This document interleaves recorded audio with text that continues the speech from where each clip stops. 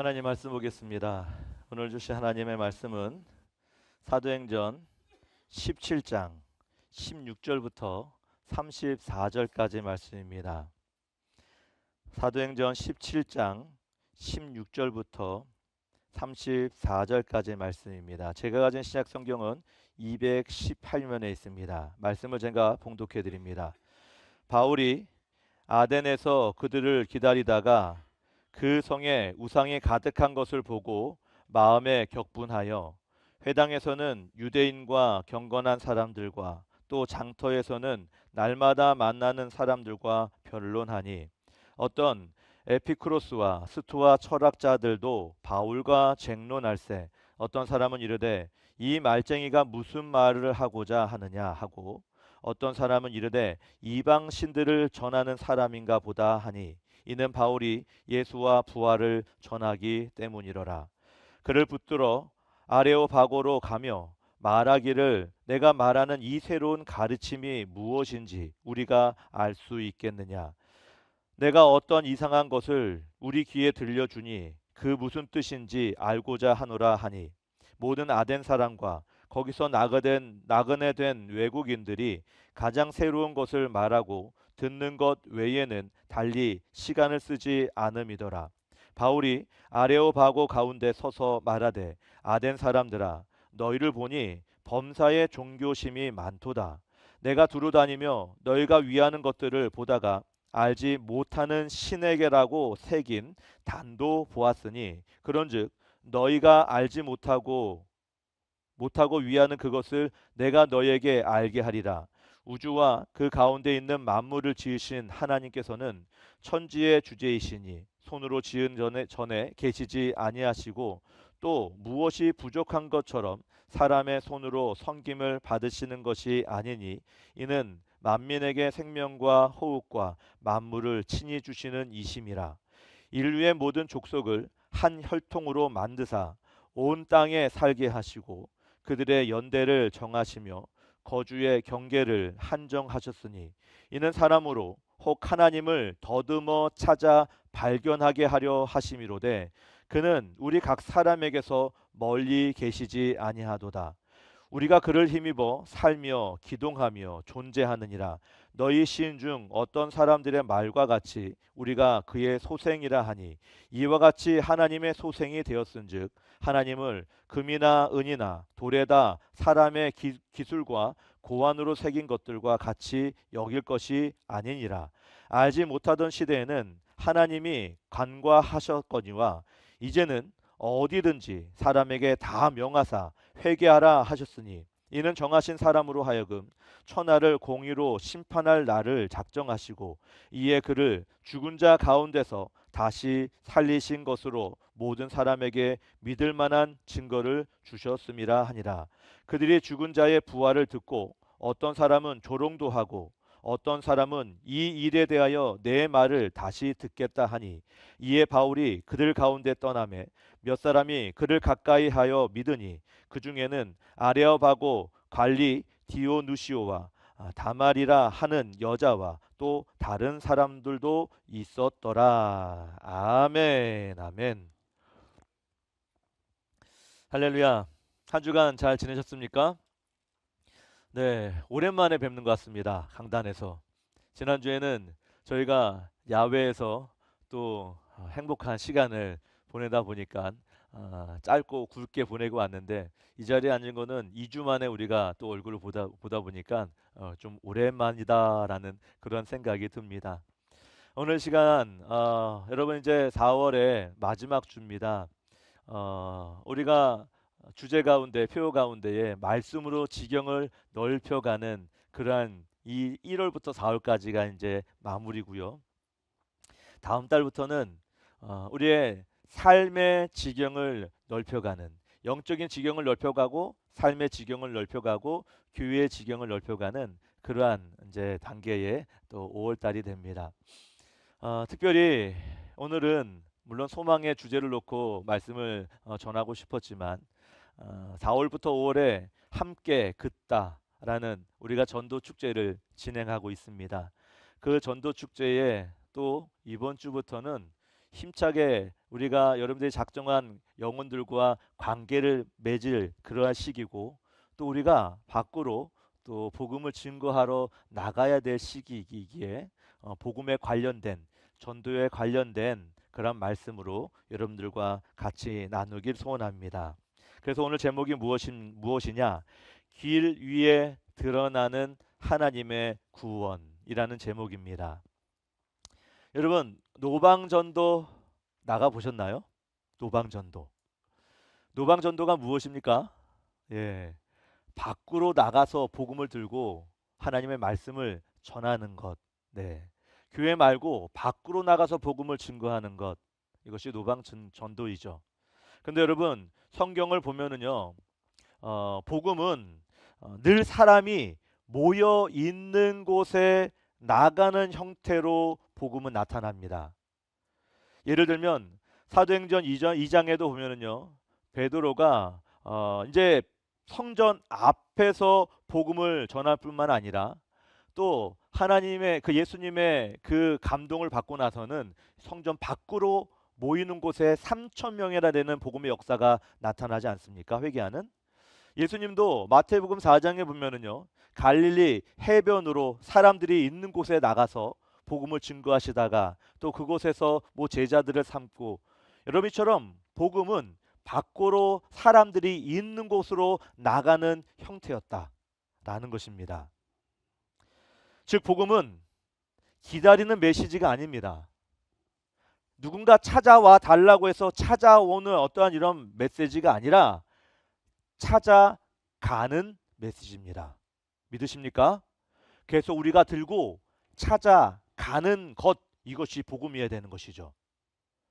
여러분 노방전도는 어떻게 보면은 특별히 신앙으로 무장하고 그리고 용기가 있고 그리고 뭔가 마음에 누구보다도 이 말씀에 열정이 있는 사람만 가는 것 이것이 노방전도다라고 생각하는 사람들이 너무 많습니다. 하지만 여러분 이 노방전도는요 누군가 특별히 뜨거운 사람만 할 수 있는 그런 것이 아니라 그런 선택의 문제가 아니에요. 이것은 하나님의 구원의 역사 속에서 자연스럽게 흘러나오는 모습이다라는 것을 여러분 분명히 아셔야 됩니다. 오늘 본문의 바울이 아테네 가죠. 아테네 가서 이르렀을 때 눈에 보여지는 게 있어요. 그 보여지는 게 뭐 사회, 문화, 어떠한 종교, 어떠한 그런 문명이나 철학도 아니라 사도 바울의 눈에 딱 들어온 것은 무엇이냐면 우상들이었습니다.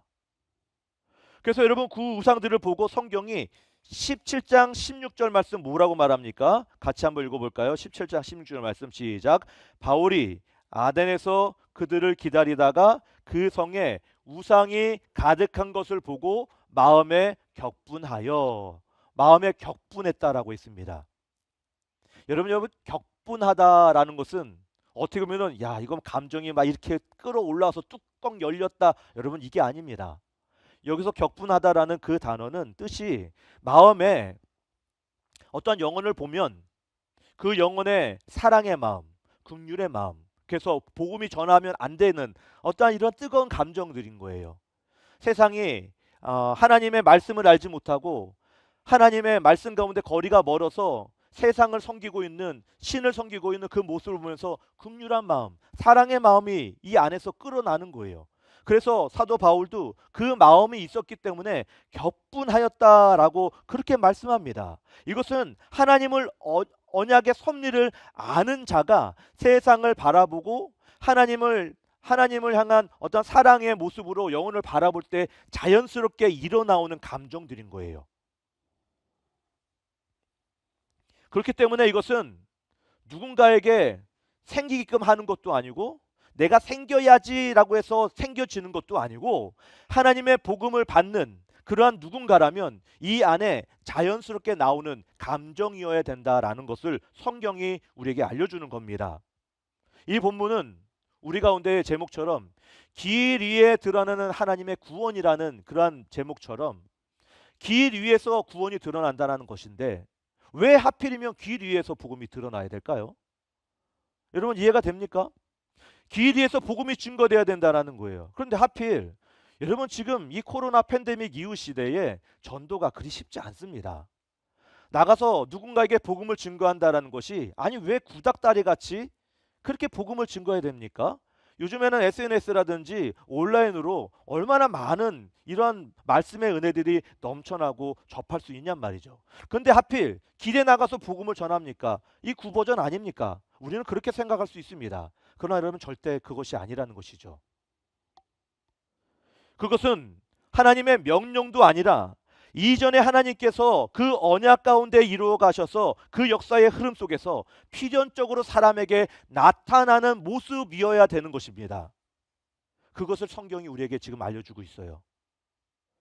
오늘 이 길 위에서 드러나는 하나님의 구원의 계획에 대해서 두 가지만 여러분들에게 말씀을 드리자면, 먼저는 하나님을 알지 못하는 그 세상 속에 복음은 길 위에서 흘러갑니다.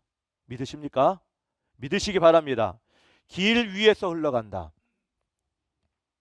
오늘 바울은 복음을 증거할 때에 회당에서만 전하지 않았습니다. 오늘 본문의 말씀을 17절의 말씀을 같이 한번 읽어보겠습니다. 17절 말씀 시작. 회당에서는 사람들과 변론하니. 여러분 바울이 회당에서 복음을 전한 게 아니잖아요. 어디에 갔습니까? 장터에서. 그것도 뭐 일주일에 한 번, 한 달에 한 번? 뭐라고요? 날마다 만나는 사람들과 변론했다. 장터가 여러분 어디입니까? 화개장터. 무엇이 생각납니까? 시장. 시장은 여러분 사람들이 적어요, 많아요? 많은 곳이에요. 시끌벅적한 곳입니다. 그곳에 나가서 바울이 지금 복음을 전하고 변론했다라고 우리에게 말씀하고 있어요. 장터는요, 가장 세속적인 그러한 한 가운데입니다. 사람들과의 이해 관계가 아주 많은 곳이 이러한 장터예요. 어떻게 보면 장터라고 생각하면 사람들이 많은 곳이기 때문에 오히려 그것은 하나님과 무관한 곳이다라고 우리가 생각할 수도 있어요. 그러나 절대 그렇지 않습니다. 오늘 그런데 바로 그곳으로 복음이 흘러가고 있다라고 사도 바울은 그렇게 장터에서 날마다 변론한다라고 말씀을 하고 있잖아요. 왜? 무엇 때문에요? 이것은 하나님께서 창조의 언약 가운데에 우리를 창조하실 때부터 이미 그렇게 만들어진 거예요. 사람을 창조하셨고요. 물론 이미 빛과 뭐 여러 가지의 세상 땅과 물과 모든 것을 창조하시고 마지막 날 인간을 창조하셔서 인간에게 생육하고 번성하라. 근데 그 생육하고 번성해야 될 우리 인간들은 타락하죠. 죄를 짓습니다. 원래는 본래 하나님을 알고 하나님을 예배하도록 지음받은 존재가 바로 우리잖아요. 근데 그 하나님 선악과를 따먹음으로 인해서 하나님과 가까이 갈 수 없는, 도저히 함께 할 수 없는 단절이 생겨버렸습니다. 그래서 더 이상 타락 이후에는 하나님을 알되 영화롭게 하지 아니한다라고, 그래서 우상들을 만들었다라고 성경은 그렇게 말씀하는 겁니다. 그 말씀이 로마서 1장에 구구절절히 다 나와 있어요. 그 모습이 지금 바울이 그 아테네에 가서 바라본 모습, 그 모습인 겁니다. 17장 23절의 말씀에 보면은요, 마지막 중반에 보면은 알지 못하는 신에게 새긴 단도 보았다. 누가? 바울이 보았는 겁니다. 바울이 본 거예요. 근데 여러분 한마디로 말하면 아덴은 어떤 곳이냐? 여러분 굉장히 똑똑한 사람들이 있는 그런 나라였어요. 지식인들이었습니다. 그리고 신의 도시라고 불릴 만큼 그 도시는 신전과 우상이 가득했습니다. 이쪽으로 가도 우상이, 이쪽으로 가도 신이, 이쪽으로 알지도 못하는 신이 이곳저곳에 널린 거예요. 지식인들인데도 불구하고 그렇게 다른 우상들을 섬기는 모습이 이 아덴 지역에 있었던 것입니다. 이게 무슨 의미냐 하면 열심히는 하는데 대상이 흐릿한 겁니다. 즉 지식과 철학을 갖춘 지식인들인데 그 안에 생명이 없어요. 생명이. 현대의 흐름으로 어떻게 말씀을 드리자면, 예를 들면 여러분 우리가 자기 개발은 열심히 한다 치지만 정말 그 안에 열심히 하는데 방향이 없어요. 방향이. 어떤 의미를 그 어떤 행동의 그 방향 가운데 의미를 찾으려고 하는데 기준이 없어요. 기준이. 열심히 사는데 내가 왜 살아야 되는지 전혀 모르는 겁니다. 아덴 사람들이 그러고 지금 살고 있는 거예요.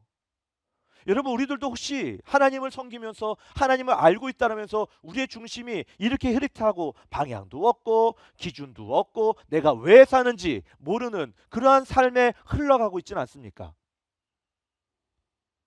여기서 우리는 한 가지 중요한 사실을 발견합니다. 무엇이냐 하면 세상은 결코 우리를 향해 중립적이지 않습니다. 여러분 세상이 우리를 가만두지 않는다라는 거예요.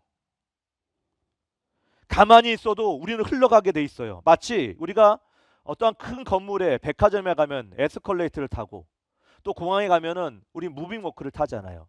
딱 올라서면 어떻게 돼야 돼요? 앞으로 가야 돼요. 올라가야 돼요. 전진해야 되는데 마치 그것을 탔는데도 불구하고 우리가 거꾸로 가고 있어요. 여러분 그렇게 간다면 얼마나 황당하겠습니까? 때문에 우리의 믿음의 삶은 어떤 의미에서 억지로 애를 쓰는 것이 아니라 흐름을 거슬려야 하는 오히려 선택적인 필연적인 선택을 하게 되는 경우도 너무나도 많습니다. 여러분 우리가 신앙생활을 하지만 우리의 신앙이 나도 모르게 흩어질 때가 있잖아요. 가만히 있어도 여러분 신앙이 어떻게 성장하고 좋아지고 발전하고 그렇습니까? 아닙니다. 마치 농부가 밭에 씨앗을 뿌려놓고 가만히 있으면 어떻게 돼요? 가라지가 자라고 잡초가 자라는 것처럼 신경 쓰지 않으면 그렇게 되는 거예요. 우리의 신앙도 마찬가지입니다. 그 가만 놔둬도 우리가 뭐 에스컬레이터라고 무빙 워크를 타고 있어도 우리가 신경 쓰지 않으면 올라갈 것 같죠? 안 그래요. 온갖 여러 가지의 세상의 잡것들이 우리 안으로 들어오게 돼 있는 거죠. 그렇기 때문에 하나님의 떠난 자리는 반드시 다른 곳으로 채워지게 돼 있어요. 세상의 어떤 것들이든지. 그래서 사람들이 여전히 신을 찾지만 그 신을 찾은 가운데 하나님을 알 턱이 있겠습니까? 하나님을 모르는 거예요. 알 수가 없는 겁니다. 이 시점에서 여러분 우리가 노방전도라고 앞서 말씀드렸습니다. 이 노방전도라는 것은 단순한 전도 방법이 아닌 거예요. 하나님께서 잃어버린 그 세상 한가운데로 가셔서 하나님께서 다시 찾아오시는 방식이 바로 노방전도인 거예요. 우리가 이제 오늘 예배가 끝나고 식사를 하고 또한 구역 모임을 가진 다음에 이 자리에 2시에 다시 모일 겁니다. 그래서 줍줍 캠페인이라는 우리가 노방전도 겸 또 쓰레기를 좀 그러니까 수거하면서 띠를 띄우고 전도 물품도 들고 또 전도 어떠한 그 전도지도 들고 2인 1조, 3인 1조로 구역별로 지역에 흩어져서 우리가 복음을 증거하고 또 전달하고 올 겁니다. 1시간 정도. 그런데 여러분, 우리가 어떤 사람이 지나가다라고 할지라도 이제 그리 많지는 않을 것 같지만 여기가 산업단지이기 때문에 그런데 어떤 사람을 만나든지 복음을 증거하고 뭐 전도지를 주게 되면 그 사람들이 그것을 다 받을까요? 안 받을 사람 많을걸요. 거들떠 보지도 않고 그냥 지나갈 겁니다. 내 손이 민망할 정도로. 여러분, 그러나 어떤 사람들은 또 받은 사람도 있을 겁니다. 무심코 지나간 사람들도 많겠지만 받는 사람도 분명히 있을 겁니다. 그러나 그 무심코 그것을 그냥 받고 지나간 사람이라 할지라도 인생의 어느 순간 그 전도지를 받아서 그 전도의 글귀를 보고 그 전도 물품에 우리의 어떠한 말씀의 어떠한 문구를 보는 순간 그 마음이 이제 어느 순간 떠오를 때가 있을 겁니다. 그리고 그 영혼이 이제는 하나님께서 계시나? 하나님께서 계신다면 하는 그 순간이 작은 씨앗이 발화되는 순간인 것이죠. 그리고 그 이후에 하나님은 역사하시는 겁니다. 결국 그의 삶이 그 작은 씨앗이 발화되는 순간 인생의 삶이 변화되어져 버릴 겁니다. 이것은 인간의 열심에 의해서 이루어지는 게 아닙니다. 우리가 노방전도로 나간다고 해서 이거 들고 나가고 저거 들고 나가고 우리가 뭐 쓰레기 줍는다라고 해서 되어지는 게 아닙니다. 이것은 하나님의 섭리의 방식인 거예요. 오늘 본문에 바울이 그런 말씀을 전하는 것처럼 당연히 하나님의 방식인 것입니다. 여러분, 하나님께서는 모세를 부를 때 어디서 부르셨습니까? 광야에서 부르셨습니다. 가시 떨기나무. 다윗을 부를 때 어디서 부르신지 아십니까? 물론 이 들판의 광야에서 양을 치고 들을 치다가 하나님 만난 거 아니겠습니까? 여러분, 사도 바울은 어떻습니까? 어디서 하나님 만난 겁니까? 예수님 언제 만났어요? 다메섹 도상에서 가다가 하나님, 예수님 만난 것 아닙니까? 이처럼 복음은 항상 어디에서 만나게 되어 있는 거냐? 길 위에서 만나게 되어 있는 겁니다. 그것이 직장이든 그것이 사업 장소든 어디든지 교회가 아닌 길 위에서 만나게 되어 있다라는 것입니다. 그렇기 때문에 다메섹 도상에 이 많은 바울을 만나고 다른 어떤 길 위에서 만난 것처럼 억지로 의무감이 아니라 하나님께서는 이미 저와 여러분을 통해서 일하고 계셔서 복음을 접하고 만나게 하시는 그 일들은 바로 하나님께서 하시는 것입니다. 하나님의 계신 자리로 우리가 들어가는 거예요. 우리가 지금 나와 있는 그 모습이랄지라도 우리가 흘러가는 겁니다. 그쪽으로. 이것이 하나님의 계획인 거예요. 두 번째로, 길 위에서 드러나는 하나님의 구원은, 두 번째로, 하나님은 모든 사람에게 가까이 계시며 복음은 반드시 선포되어지게 되어 있다는 것입니다. 여러분, 오늘 바울의 설교의 핵심은 무엇이냐? 오늘 17장 27절 말씀을 같이 한번 읽어보겠습니다. 시작. 이는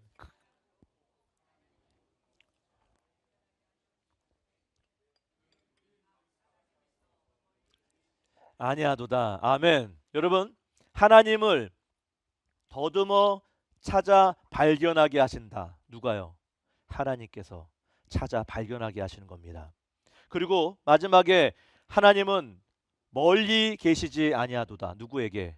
그 영혼에게 멀리 계시지 않는 겁니다. 하나님은 늘 가까이 계셔서 그 영혼을 발견하고 그 영혼이 들어오기까지 우리를 통해서 하나님께서 나가게 하시는 겁니다. 우리가 그 자리로 가게 하신다는 겁니다. 잘 찾아 발견하도록. 믿으십니까? 이것이 하나님의 방식인 겁니다. 그래서 여러분, 여기서 보면은 언약의 구조를 또 하나를 보게 되는 거예요. 하나님께서는 이 땅을 창조하신 그 하나님뿐만 아니라 그 역사 속에서도 우리 멀리 떠난 우리 인간, 하나님과 가까이 갈 수 없는 그 인간, 아주 또 가까이 하지 못하는 그 사람들을 찾아가신다라는 겁니다. 이 말은 굉장히 중요합니다. 사람들이 우리는 믿기 위해서 하나님을 찾는 것 같지만 절대로 그게 아닌 것입니다. 이것은 사실 하나님은 먼저 사람을 찾고 계신다라는 겁니다. 그리고 찾아 발견하게 하신다라는 것이고, 그리고 멀리 계시지 않는다라고 말씀하시는 겁니다. 얼마나 감사합니까? 그래서 노방전도는 바로 이 진리를 드러내는 겁니다. 길을 가던 사람이 우연하게 복음을 듣는 것처럼 보이지만 그게 아니라는 거예요. 사실은 하나님이 그 사람의 인생표 가운데에 이미 저와 여러분을 통해서 복음으로 들어가게 하시는 하나님의 발견함이 있는 겁니다. 믿으십니까? 이것이 하나님의 방식인 겁니다. 이것이 하나님의 말씀이면 우리가 SNS로만 혹은 그저 온라인으로만 하는 것, 이 말씀을 우리는 무시하는 겁니다. 이 말씀을 순종하지 못하는 것이죠. 바울은 이어서 말합니다. 오늘 30절 말씀에 같이 한번 또 읽어보겠습니다. 30절 말씀에 시작. 알지 못하는 시대에는 하나님이 간과하셨거니와 이제는 어디든지 사람에게 다 명하사 회개하라 하셨으니. 아멘. 여러분, 여기서 중요한 말씀은 이제는이라는 그 말이 중요합니다. 이 역사적 사실에 보면은요, 이 구속사적인 전환점이 여기에 있는 거예요. 여러분, 과거에 우리의 인간과 하나님은 관계가 멀었잖아요. 그런데 예수님께서 오셔서 그 관계를 다 쌓으시고 가까이 갈 수 있게 만들어 놓으셨어요. 그래서 부활 이후 하나님은 그 구원은 더 이상 어떠한 일반적인 하나님이 선택된 사람들에게만 있는 것이 아니라 모든 사람에게, 믿지 않든 그 어떤 사람이든 간에 이 복음이 제한하지 않고 모든 민족에게 열려버린 겁니다. 그래서 복음은 반드시 나아가야 되는 거예요. 반드시 머물 수 없습니다. 물이 높은 곳에서 낮은 곳으로 흐르듯이 그 은혜는, 그 복음의 그 열정과 그 아름다운 마음들은 계속 흘러가는 것이 성경적이다라는 것이죠.